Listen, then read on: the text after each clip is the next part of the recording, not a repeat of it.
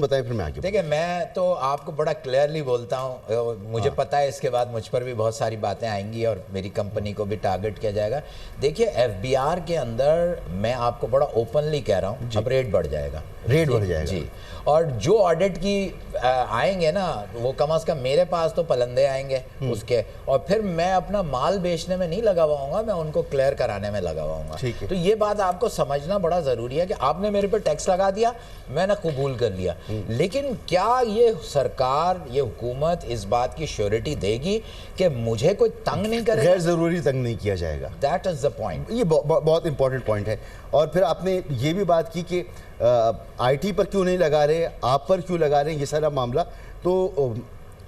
محمد اویس صاحب یعنی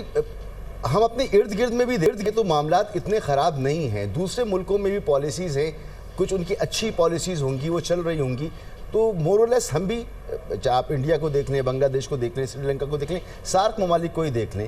تو وہاں پر بھی سیم اسی طرح کے ایشوز ہیں اور ان کی اکانومی میں بھی یہی سارے معاملات ہیں، اور اگر نہیں ہیں تو ان کی طرح کی پالیسی ہم لوگ لے لیں تاکہ یہ مسائل نہ ہوں۔ بیسیکلی مسعود صاحب دیکھیں جو سب سے بڑا پہلو ہے جس پہ ابھی جیسے ہمارے باقی دوست بھی بات کر رہے ہیں،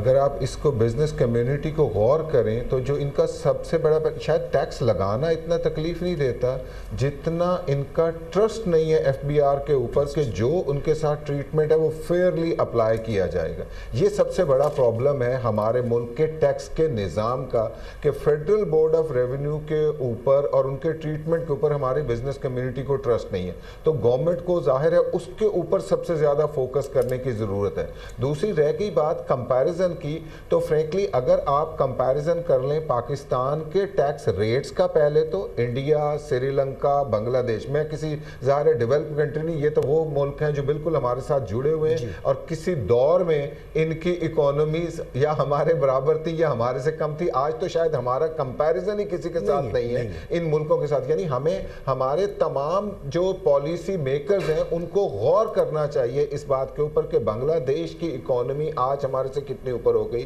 سری لنکا کے حالات ایون ڈیفالٹ ہونے کے بعد ہمارے سے برے نہیں ہیں، انڈیا تو خیر ظاہر ہے وہ اس نے تو جس طرح کی اکانومی نے اس نے سپیڈ اپ کر لیا ہے، ہم اس کے مقابلے میں کہیں پہ بھی نہیں آ رہے ہوتے۔ وہاں پہ اگر آپ کمپیریزن دیکھیں تو لوگوں کو کس طرح سپورٹ کیا جاتا ہے، آپ انڈیا کو ذرا اٹھا کے نا کبھی سٹڈی کریں تو وہاں پہ کوئی فورن انویسٹر آتا ہے نا تو سٹیٹ کا پرسن سم ٹائم اسے کوئی ایک مشینری ڈیڈیکیٹڈ پرسن دے دیتے ہیں۔ میں یہ کہہ رہا ہوں کہ یہ ہم نے بھی اسٹڈی کیا ہے، آپ نے بھی کیا ہے، تو یہ ہماری سرکار بھی تو کرتی ہوگی نا، ان کی ٹیکس رجیم، ان کے اینٹی کرپشن کے ادارے، ان کے ہاں دیگر، ان کے ہاں ایجوکیشن کے معاملات، وہ جو انہوں نے گزشتہ 15-20 سال میں کیا ہے، بلکہ 25 سال میں کہوں گا، وہ تو ایک بالکل ہی ایسی ایک انقلاب برپا کر دیا نا انہوں نے اپنے ہاں۔ اس سے پہلے ان کے ہاں صنعتی انقلاب آیا، اور اس دفعہ جو ہے وہ آئی ٹی اور یہ ساری چیزیں، تو ہم دیکھ تو رہے ہیں انہوں نے کیا کیا، ہم سے پیچھے تھی، ہمارے ان کی کرنسی ہم سے کمزور کرنسی تھی۔ مسعود صاحب ایک چیز ذرا غور کریں، آپ مجھے بتائیں ٹیکس پالیسی بنانا کس کی ذمہ داری ہے؟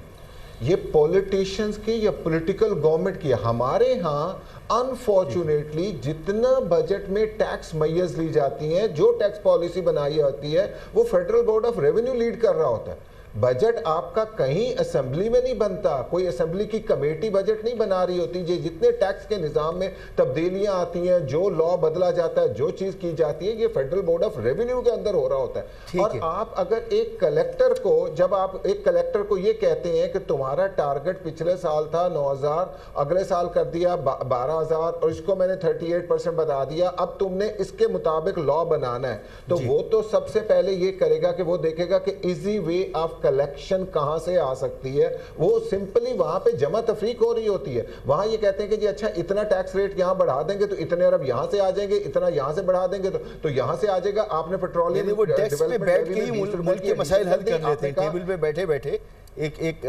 کتاب کے اندر وہ ملک کے مسائل حل کرتے ہیں۔ میں تھوڑا سا کم ہے، ہم آگے اگلے گھنٹے میں بھی اس کو کنٹینیو کریں گے، لیکن کاشف صاحب جو ہیں